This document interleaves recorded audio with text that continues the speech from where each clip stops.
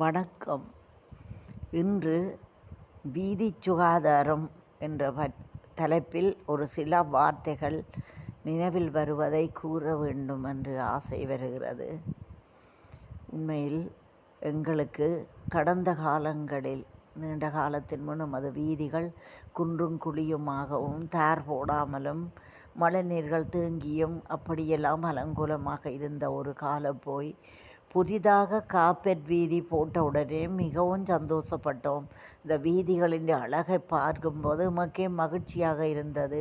உண்மையில் அதற்கு பிறகுதான் வாகன போக்குவரத்துகள் பிரதான வீதிகளால் வருகின்ற வாகனங்கள் கூட இந்த சின்ன வீதிகளில் பயணிக்க தொடங்கியது. அப்படி அழகான வீதிகள் இப்போது சில காலங்களாக மிகவும் பல கிராமங்களில், ஒரு கிராமம் அல்ல, எங்கு பார்த்தாலும் அலங்கோலமாய் கொண்டு வருகிறது. என்ன விஷயம் என்றால், மக்கள் பெரும்பாலான மக்கள் தமது வீட்டில் சேரும் கழிவுகள், பலவித கழிவுகள், எரியக்கூடிய பொருட்கள், எரியாத பொருட்கள், உக்கக்கூடிய பொருட்கள், உக்காத பொருட்கள், நோய்க்கிருமிகள் உள்ள கழிவு பொருட்கள், அது உதாரணமாக ஒரு நோயாளிக்கு கட்டிய பம்பர்ஸ், குடித்துவிட்டு எறியும் மதுபான போத்தல்கள், வெட்டிய மீன் டின்கள், இன்னும் சொல்ல முடியாத தொற்று நோய்களால் ஒரு நோயாளியை பராமரித்தால் அந்த கழிவுகள் அத்தனையும் உண்மையில் கிடங்கு வெட்டி தாழ்க்க வேண்டும் அல்லது எரிக்க வேண்டும். அப்படியான பொருட்கள் எல்லாவற்றையுமே கொண்டு வந்து தெருவிலே மூட்டை கட்டி கொண்டு வந்து போட்டு விடுவார்கள். தெரு ஓரமாக குவிந்து போய் இருக்கிறது மலைகளாக. எங்கு பார்த்தாலும் ஒவ்வொரு கிராமத்திலும் பெரும்பாலும் பிரதேச சபைகள் இடைக்கிட வந்து அந்த கழிவுப் பொருட்களை அகற்றி கொண்டு செல்கின்றன. ஆனால் அவர்கள் வருவதற்கிடையில் தெருநாய்கள் விட்டு வைக்குமா அந்த கழிவுப் பொருட்களை? அந்த உரப்பைகளை, சொப்பிங் பைகளை, மூட்டைகளை கிழித்து அந்த பம்பர்ஸை கவ்விக்கொண்டு வந்து நடுவீதியில் வைத்து பஞ்சு பஞ்சாக பறந்து கொண்டிருக்கிறது வீதியெல்லாம். அழகான வீதிகள் அலங்கோல வீதிகளாய்.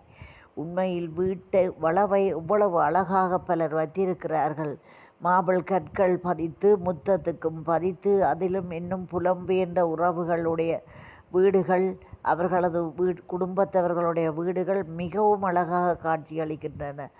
அவ்வளவு அழகை விரும்பி பராமரிக்கும் மக்கள் அந்த வீதிகளின் அழகை மட்டும் ஏன் சிந்தித்து பார்ப்பதில்லை என்பது தெரியவில்லை. வீதிகள் நாறி போய் கிடக்கின்றன. மழை காலங்களில் இலையான்கள் மொய்க்கவும், கொசுக்கள் மொய்க்கவும், சாப்பிட்ட மீதி உணவுகள் கொட்டப்படுகிறது. மீண்டின் தகர பேணிகளில் மழைநீர் தேங்கி நின்று நுழம்பு பெருகிறது. பிறகு டெங்கு போன்ற நோய்கள் நுழம்பினால் பரவும் மலேரியா நோய்கள், எல்லா நோய்களுமே பெருகுவதற்கு காரணமாக அமைகிறது. எனவே இந்த வீதியோரங்களில் இது மட்டுமல்ல, இன்னும் ஒரு பிரச்சினை. பெரும்பாலான வேலிகளோடு இலந்தை போன்ற முட்பற்றைகள், நன்றாக வேலியிலேயே அப்படியான முட்பற்றைகள் சிலருக்கு இருக்கிறது. வேலிக்கு வெளியில் வீட்டு காணிக்காரர்கள் நினைப்பார்கள் அது தெருவில் தானே நிற்கிறது, தமக்கு தொடர்பில்லை என்று. ஆனால் அது போய் நடந்து செல்கின்ற மனிதர்கள் குடை பிடித்து கொண்டு போகும்போது கொடியை கொழுவி இழுக்கிறது இளந்தமிழ். இந்த மாதிரி முள்ளு பற்றைகள். இதை விட இன்னும் கொடுமை என்னவென்றால், இந்திய இராணுவத்தின் வருகையின் போது இங்கு வந்து சேர்ந்த பாதீனியம் என்னும் கொடிய களைகள், மிகவும் நச்சுத்தன்மையான களைகள்.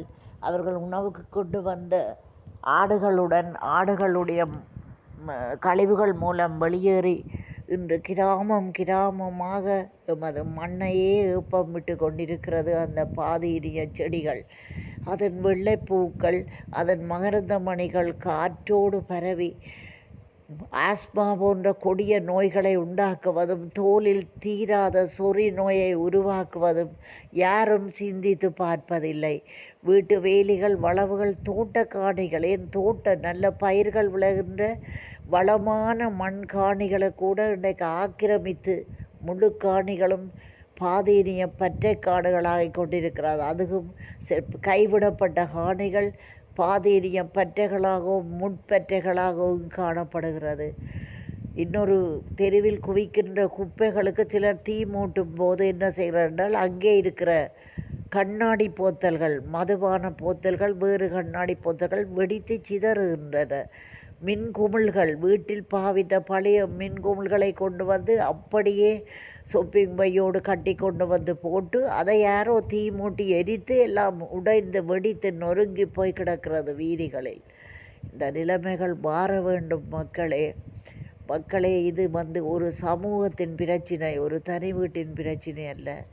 எனவே மக்கள் எல்லோரும் சிந்தித்து பார்த்து அந்த விளைவுகளை யோசித்து இதனால் நன்மை ஏற்பட போகிறது கிடையாது. எல்லா கழிவுகளையும் ஒரு கிராமத்தின் பிரதேச சபை பராமரிப்பதும் கஷ்டமான காரியம். மக்களுக்கு மட்டும் நல்ல விழிப்புணர்வும் மனப்பாங்கும் மாறுமாக இருந்தால் வீதிகளும் வீடுகள் மட்டுமல்ல, மனித மனங்களும் வீடுகளும் வீதிகளும் சமூக வாழ்க்கையும் எல்லாமே அழகு வரும்.